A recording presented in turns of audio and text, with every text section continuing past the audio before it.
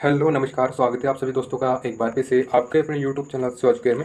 और उम्मीद करते हैं कि आप सभी स्वस्थ होंगे, मस्त होंगे। आज की स्टूडियो में हम टोटल जो है 50 क्वेश्चन को सॉल्व करने वाले हैं, ठीक है, जो कि हर प्रतियोगी परीक्षा के लिए इंपॉर्टेंट होने वाले हैं, ठीक है। तो ध्यान रखिएगा, जैसे कि आप सभी की आगामी परीक्षाएं हैं, वो चाहे बीएसटीसी का पेपर हो, ठीक है, बीएसटीसी के अलावा रीट एग्जाम मेंस का पेपर हो, या फिर पटवार या फिर वीडियो, इस प्रकार की सभी प्रतियोगी परीक्षाओं के लिए इंपॉर्टेंट रहेंगे, ठीक है। वो चाहे फोर्थ ग्रेड हो, ठीक है, फोर्थ ग्रेड से लेकर के पटवार, वीडियो, मेंस, इस प्रकार की सभी प्रतियोगी परीक्षाओं में जो क्वेश्चन पूछे गए हैं और आगामी जो परीक्षा है उनमें भी पूछे जा सकते हैं, इसलिए वीडियो को एंड तक जरूर देखिएगा। चलिए शुरू करते हैं और देखते हैं आज का प्रश्न नंबर 1, ठीक है। तो ये जो वीडियो है सभी प्रतियोगी परीक्षा के लिए उपयोगी रहेगी, ठीक है। सबसे पहले प्रश्न नंबर 1 है, बावड़ियों का शहर यानी कि सिटी ऑफ स्टेप वेल के नाम से प्रसिद्ध शहर कौन सा है, ठीक है। बावड़ियों का शहर नाम से किस शहर को जाना जाता है? तो ध्यान रखिएगा, ऑप्शन नंबर सी वाला राइट आंसर हो जाएगा बूंदी को, ठीक है। बूंदी को जो है बावड़ियों का शहर भी कहा जाता है, ये आप ध्यान रखिएगा, क्योंकि यहाँ पे जो है सर्वाधिक मात्रा में क्या है, बावड़ियाँ हैं, ठीक है। सर्वाधिक मात्रा में जो है बावड़ियाँ यहाँ पे देखने को मिलती हैं, जो इस प्रकार से आप ध्यान रखिएगा, बूंदी इसका राइट आंसर हो जाएगा। उसके बाद में पूछा गया है, निम्न में से कौन सा युग्म सुमेलित नहीं है, ठीक है, यानी कि कौन सा युग्म है जो सही सुमेलित नहीं है, बाकी तीन सही हैं, तो वो हमें यहाँ पे देखना है।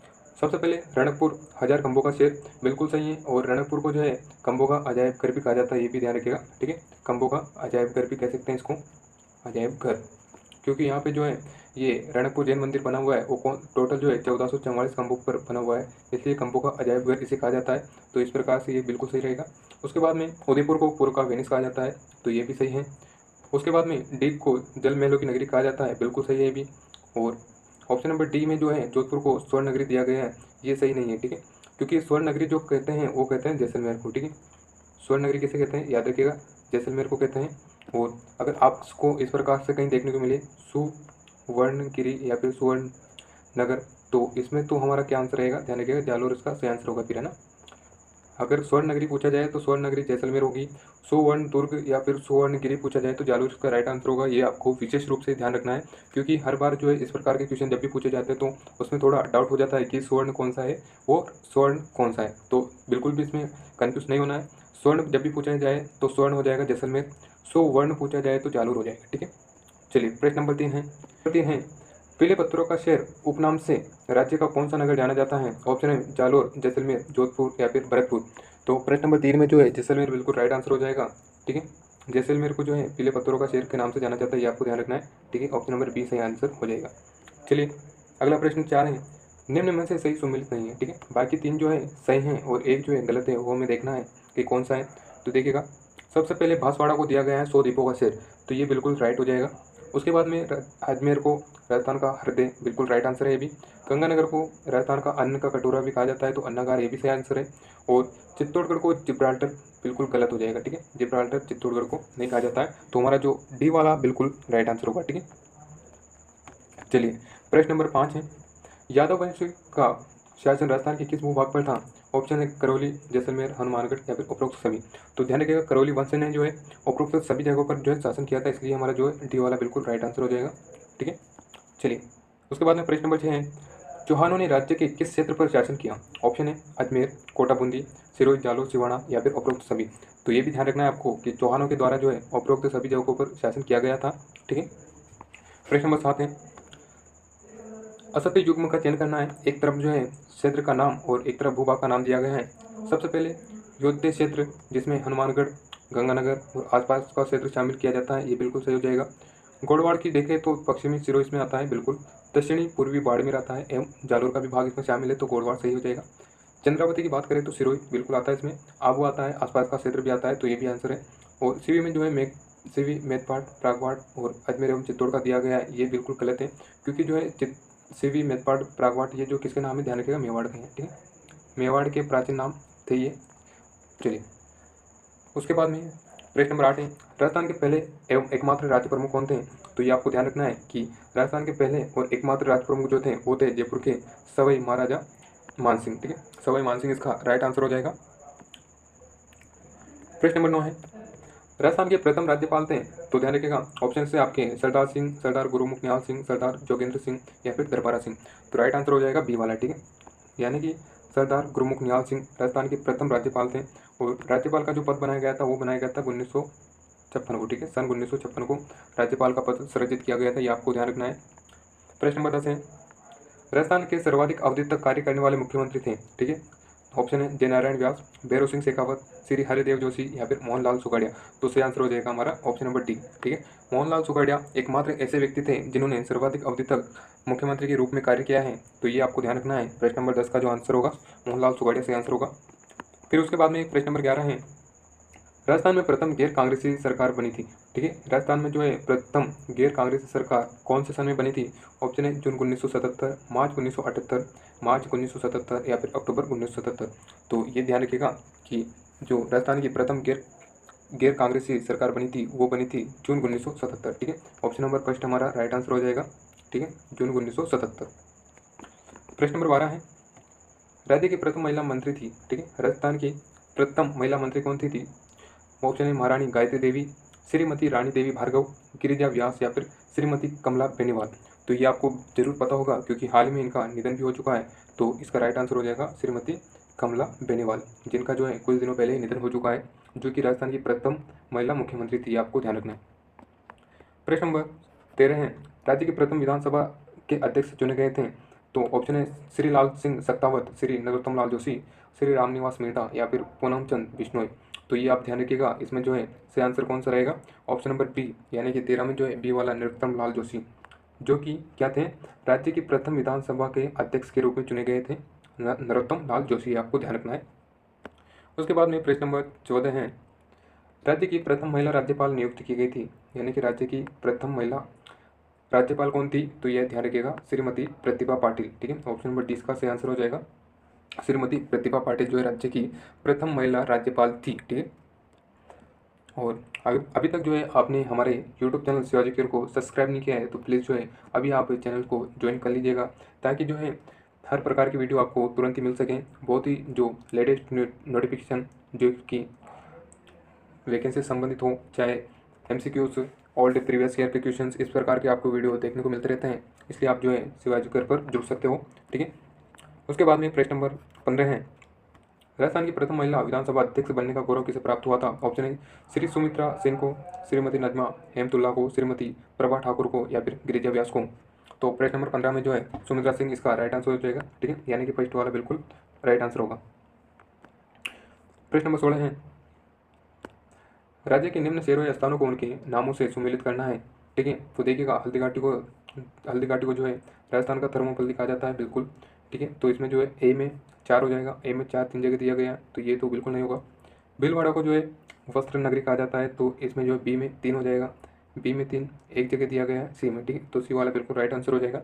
जालौर को जो है ग्रेनाइट सिटी के नाम से जाना जाता है और जयपुर को रत्नगरी कहा जाता है, ये आपको ध्यान रखना है, ठीक है। ऑप्शन नंबर सी वाला बिल्कुल राइट आंसर हो जाएगा। प्रश्न नंबर 17 है, कौन सा युग्म असंगत है पूछा गया है, यानी कि एक तरफ क्षेत्र और एक तरफ प्राचीन नाम दिए गए हैं। हनुमानगढ़ को पटनेर, बिल्कुल सही है। धौलपुर को श्रीपंत नहीं कहा जाता है, ठीक है, तो ये वाला बिल्कुल राइट आंसर होगा। बाकी बेराट को विराट कहा जाता है, जोधपुर मरुभूमि, तो यहाँ पे जो है बी वाला बिल्कुल राइट आंसर हो जाएगा। उसके बाद में प्रश्न नंबर 18 है, पूर्व मुख्यमंत्री शिवचरण माथुर की अध्यक्षता में राज्य प्रशासनिक सुधार आयोग का गठन कब किया गया था? तो ये आप ध्यान रखिएगा, प्रश्न नंबर 18 में जो है सी वाला राइट आंसर होगा, यानी कि मई 1999, ठीक है, यानी कि मई 1999 जो है सुधार आयोग का गठन किया गया था। और किसकी अध्यक्षता में? तो पूर्व मुख्यमंत्री शिवचरण माथुर, ठीक है, तत्कालीन मुख्यमंत्री शिवचरण माथुर की अध्यक्षता में मई 1999 में इसका गठन किया गया था, ठीक है। प्रश्न नंबर 19 है, वाल्मीकि ने राजस्थान के भूभाग को क्या नाम दिया था? ऑप्शन है मरु प्रदेश, राजस्थान, राजस्थान द्वितीय या फिर मरुखांतर। तो सही आंसर हो जाएगा मरुखांतर, यानी कि ऑप्शन नंबर डी इसका राइट आंसर होगा। प्रश्न नंबर 20 है, सूची 1 को सूची 2 से सम्मिलित करना है, तो ध्यान रखिएगा सबसे पहले वागड़ का गांधी, तो ध्यान रखिएगा वागड़ का गांधी किसे कहते हैं? तो इसमें हो जाएगा भोगीलाल पांड्या, ठीक है, भोगीलाल पांड्या को जो है क्या कहते हैं? राजस्थान वागड़ का गांधी कहा जाता है। और राजस्थान के गांधी की बात करें तो गोकुल भाई और जाएंगे, ठीक है, गोकुल भाई भट्ट को जो है राजस्थान का गांधी कहते हैं। उसके बाद में महात्मा गांधी के 5 पुत्र जमनालाल बजाज हो जाएंगे। उसके बाद में बात करें, राजस्थान का अबुल फजल मोहम्मद नैन्सी को कहा जाता है, और ये जो कहा था मुंशी प्रेमचंद देवी के द्वारा कहा गया था, ठीक है, मुंशी प्रेमचंद देवी ने जो है राजस्थान का अबुल फजल मोहम्मद नैन्सी को कहा है, ये आपको ध्यान रखना है। चलिए, तो इसमें जो मिलान करेंगे तो सबसे पहले ए में जो 2 जाएगा, ठीक है, ए में 2, तो ए में 2 हमें एक ही जगह मिल रहा है, ऑप्शन नंबर सी में, ठीक है, सी में मिल रहा है, तो इसलिए सी वाला बिल्कुल राइट आंसर होगा। फिर भी से कर्नल जेम्स टोड द्वारा राजस्थान के इस क्षेत्र के लिए प्रारंभ में नाम दिया गया था वह कौन सा था? तो ऑप्शन है राजपूताना, राजस्थान, राजस्थान या फिर इनमें से कोई नहीं। तो 21 में जो राइट आंसर हो जाएगा पी वाला बिल्कुल राइट आंसर होगा। राजस्थान के लिए राजस्थान, रजवाड़ा, इस प्रकार के जो नाम दिए गए तो किसने दिए थे? कर्नल जेम्स टोड ने दिए थे। ठीक है, तो राजस्थान इसका बिल्कुल राइट आंसर होगा। ठीक है, राजस्थान किसने दिया था? कर्नल जेम्स टोड के द्वारा दिया गया था। प्रश्न नंबर 22 है, जॉर्ज थॉमस द्वारा सन 1800 ईस्वी में राजस्थान के लिए क्या नाम दिया गया था? ऑप्शन है राजपूताना, राजस्थान, राजस्थान, मध्य प्रदेश। तो प्रश्न नंबर 22 में जो सही आंसर हो जाएगा ऑप्शन नंबर फर्स्ट। ठीक है, यानी कि राजपूताना नाम किसने दिया था? जॉर्ज थॉमस के द्वारा 1800 ईस्वी को दिया गया था, ये आपको ध्यान रखना है। ठीक है, यानी कि राजपूताना इसका राइट आंसर हो जाएगा। उसके बाद में प्रश्न नंबर 23 है, निम्नलिखित में से परिसीमन के पश्चात नवगठित लोकसभा क्षेत्र कौन है? ऑप्शन है टोंक, राजसमंद, जयपुर ग्रामीण या फिर उपरोक्त सभी। तो 23 में जो हमारा डी वाला बिल्कुल राइट आंसर हो जाएगा। ठीक है, उपरोक्त सभी वाला बिल्कुल सही होगा। ठीक है, प्रश्न नंबर 24 है, राजस्थान गठन से संबंधित निम्नलिखित में से कौन सा युग आ सकते हैं? तो इसमें जो है पहला चरण 18 मार्च 1948 को बिल्कुल सही है। दूसरा चरण 25 मार्च 1948 को ये भी सही है। तीसरा चरण 25 मार्च 1949 ये बिल्कुल गलत है। ठीक है, और बाकी चौथा चरण जो है 30 मार्च 1949 को संपूर्ण हुआ था। तो इस प्रकार से ऑप्शन नंबर सी हमारा राइट आंसर हो जाएगा। ठीक है, फिर 25वां प्रश्न है, 1829 में राजस्थान के लिए राज, राज, राजस्थान नामकरण किसने अपनी प्रसिद्ध कृति में किया? तो इसमें जो 25 का सही आंसर हो जाएगा ऑप्शन नंबर फर्स्ट, यानी कर्नल जेम्स टोड ने अपनी पुस्तक the annals and antiquities of Rajasthan में 1829 में राजस्थान के लिए राजस्थान शब्द का प्रयोग किया था, ये आपको ध्यान रखना है। प्रश्न नंबर 26 है, 26 प्रश्न देखिएगा, राजस्थान की प्रथम महिला जिला प्रमुख कौन थी? तो ये आपको विशेष रूप से ध्यान रखना है, यानी कि नगेंद्र बाला इसका सही आंसर होगा, जो कि राजस्थान की प्रथम महिला जिला प्रमुख थी। ठीक है, उसके बाद में 14वीं लोकसभा में राजस्थान से निर्वाचित महिला सांसद कौन है? ठीक है, तो इसमें ध्यान रखिएगा श्रीमती किरण माहेश्वरी और उसके अलावा श्रीमती सुशीला बंगारू। ठीक है, ये दोनों जो है 14वीं विधानसभा में राजस्थान से निर्वाचित महिला सांसद है, ये आपको ध्यान रखना है। ठीक है, 28वां प्रश्न देखिएगा, राजस्थान को आवंटित राज्यसभा सीटों की संख्या है। ठीक है, तो 28 में जो है ऑप्शन नंबर फर्स्ट यानी कि 10 इसका राइट आंसर हो जाएगा। ठीक है, ऑप्शन नंबर फर्स्ट। उसके बाद में प्रश्न नंबर 29 है, लोकसभा में राजस्थान से निर्वाचित अनुसूचित जनजाति की पहली महिला सांसद हैं। ऑप्शन है श्रीमती जसकौर मीणा, श्रीमती उषा मीणा, श्रीमती शारदा देवी या फिर कमला भिल। तो राइट आंसर ध्यान रखिएगा इसका बी वाला बिल्कुल राइट आंसर हो जाएगा, यानी कि उषा मीणा। ठीक है, उषा मीणा इसका राइट आंसर हो जाएगा बी वाला। ठीक है, चलिए प्रश्न नंबर 30 है, राजस्थान से अनुसूचित जाति की प्रथम लोकसभा सदस्य। ठीक है, महिला लोकसभा सदस्य पूछा गया जो कि प्रथम कौन थी? तो ध्यान रखिएगा इसमें जो है बी वाला बिल्कुल राइट आंसर हो जाएगा, श्रीमती सुशीला बंगारू। ठीक है, ऑप्शन नंबर बी। चलिए अगला क्वेश्चन है, राजस्थान सरकार किस महत्वाकांक्षी योजना के द्वारा रेगिस्तान क्षेत्रों में पानी की समस्याओं को कम करने का प्रयास कर रही है? तो इसमें जो है महात्मा गांधी राष्ट्रीय ग्रामीण रोजगार गारंटी योजना के तहत ये कार्य किया जा रहा है। ठीक है, ऑप्शन नंबर डी सही आंसर हो जाएगा। फिर उसके बाद में 32वां क्वेश्चन है, भारत सरकार ने राजस्थान को किस ऐतिहासिक किले में एक विश्व स्तरीय संग्रहालय स्थापित करने की मंजूरी दी है? यानी कि भारत सरकार ने किस किले को विश्व स्तरीय संग्रहालय स्थापित करने की मंजूरी प्रदान की है? तो इसमें ध्यान रखिएगा करंट अफेयर्स का क्वेश्चन है, तारागढ़ का किला इसका सही आंसर हो जाएगा। ठीक है, ऑप्शन नंबर डी। फिर उसके बाद में प्रश्न नंबर 33 है, यानी कि किस लोकप्रिय राजस्थानी लोक नृत्य को यूनेस्को ने अमूर्त सांस्कृतिक विरासत की सूची में शामिल किया है? तो ये आपको जरूर से पता होगा, यानी कि कालबेलिया नृत्य है जिसे अमूर्त श्रेणी के अंतर्गत शामिल किया गया है यूनेस्को विश्व धरोहर में। ठीक है, उसके बाद में प्रश्न नंबर 34 है, राजस्थान सरकार ने कृषि क्षेत्र को बढ़ावा देने के लिए किस महत्वाकांक्षी योजना की? प्रश्न नंबर 34 देखिएगा दोस्तों, राजस्थान सरकार ने कृषि क्षेत्र को बढ़ावा देने के लिए किस महत्वाकांक्षी योजना की शुरुआत की है? तो इसका जो राइट आंसर हो जाएगा इंदिरा गांधी जल संचय योजना। ठीक है, यानी कि ये जो एक करंट का क्वेश्चन है, तो इस प्रकार से आपको ध्यान भी रखना है ये। ठीक है, चलिए अगला क्वेश्चन नंबर 35 है, जलवायु परिवर्तन के कारण राजस्थान को किन प्रमुख पर्यावरणीय चुनौतियों का सामना करना पड़ रहा है? तो देखिएगा जलवायु परिवर्तन के कारण अनेक प्रकार की समस्याओं का सामना जो है करना पड़ सकता है। तो इसमें जो राइट आंसर होगा हमारा टी वाला बिल्कुल राइट आंसर होगा, यानी कि बाढ़ वाला। ठीक है, उसके बाद में अगला क्वेश्चन नंबर 36 है, निम्नलिखित में से कौन भारतीय संविधान की प्रकृति का सबसे अच्छा वर्णन करता है? कठोर, लचीला, अर्ध कठोर या फिर स्थिर? तो ध्यान रखिएगा भारतीय संविधान जो है पूर्ण तरह से न तो कठोर है और न जो है लचीला है, यानी कि अर्ध कठोर की स्थिति में शामिल किया गया है, इसलिए जो हमारा सही आंसर होगा ऑप्शन नंबर सी हो जाएगा। ठीक है, यानी कि अर्ध कठोर वाला बिल्कुल राइट आंसर हो जाएगा 36 में। ठीक है, उसके बाद में प्रश्न नंबर 37 है, भारतीय संविधान मुख्यतः किस देश के संविधान के मॉडल पर आधारित है। ठीक है, इंपॉर्टेंट क्वेश्चन है ये दोस्तों। ठीक है, ध्यान रखिएगा इसको। तो इसमें जो है बी वाला सही आंसर हो जाएगा। ठीक है, यूनाइटेड किंगडम इसका सही आंसर होगा। ठीक है, 37 में जो है डी वाला बिल्कुल राइट आंसर, बी वाला बिल्कुल राइट आंसर हो जाएगा, यूनाइटेड किंगडम। ठीक है, चलिए अगला क्वेश्चन है, भारतीय संविधान का कौन सा भाग संघ और राज्य के बीच शक्तियों के वितरण से संबंधित है। ऑप्शन है प्रस्तावना, मौखिक अधिकार, संसूची या फिर संघीय संरचना। तो 38 में जो है हमारा डी वाला बिल्कुल राइट आंसर हो जाएगा, संघीय संरचना। ठीक है, संघीय संरचना इसका सही आंसर होगा, ये आपको ध्यान रखना है। प्रश्न नंबर 39 है, भारतीय संविधान की प्रस्तावना भारत को क्या घोषित करती है। ठीक है, ऑप्शन है एक समाजवादी गणराज्य, एक संप्रभु समाजवादी धर्मनिरपेक्ष लोकतांत्रिक गणराज्य, एक धर्मनिरपेक्ष राज्य या फिर संघीय गणराज्य। तो ध्यान रखिएगा, प्रश्न नंबर 39 में जो है बी वाला बिल्कुल राइट आंसर हो जाएगा। ठीक है, भारतीय संविधान की प्रस्तावना, ठीक है, भारतीय संविधान की प्रस्तावना भारत को एक संप्रभु समाजवादी धर्मनिरपेक्ष लोकतांत्रिक गणराज्य के रूप में घोषित करती है, आपको ध्यान रखना है। ठीक है, प्रश्न नंबर 40 है, किस संवैधानिक संशोधन द्वारा प्रस्तावना में समाजवादी और धर्मनिरपेक्ष शब्द जोड़े गए। ठीक है, तो ध्यान रखिएगा 42 में संविधान संशोधन। ठीक है, इसके तहत जो है 3 शब्द को जोड़ा गया था, यानी कि पंथ निरपेक्ष, समाजवादी और धर्मनिरपेक्ष।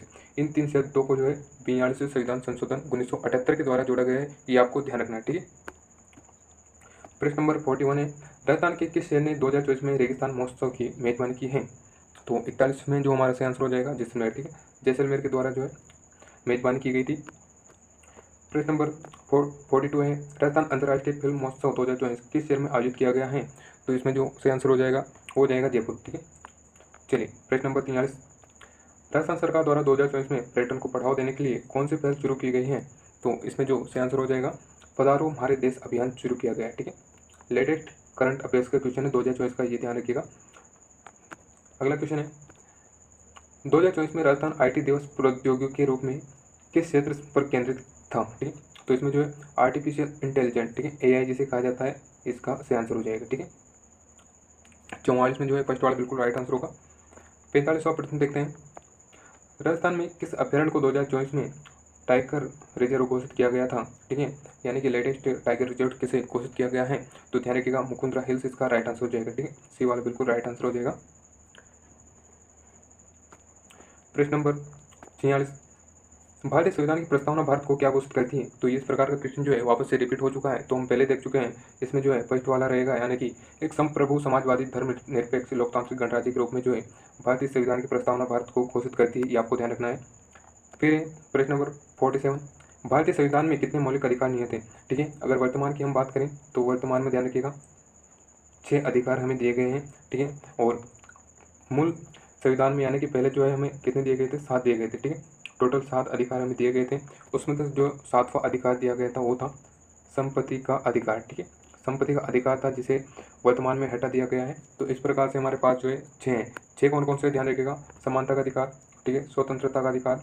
इस प्रकार से जो है टोटल 6 हमें अधिकार दिए हुए हैं, जिनका किसी भी परिस्थिति में यानी कि 352 आपातकाल को छोड़कर उसके अतिरिक्त इनका हनन नहीं किया जा सकता है, ये आप ध्यान रखिएगा। ठीक है, फिर प्रश्न नंबर 48 है, भारतीय संविधान का कौन सा अनुच्छेद समानता का अधिकार प्रदान करता है।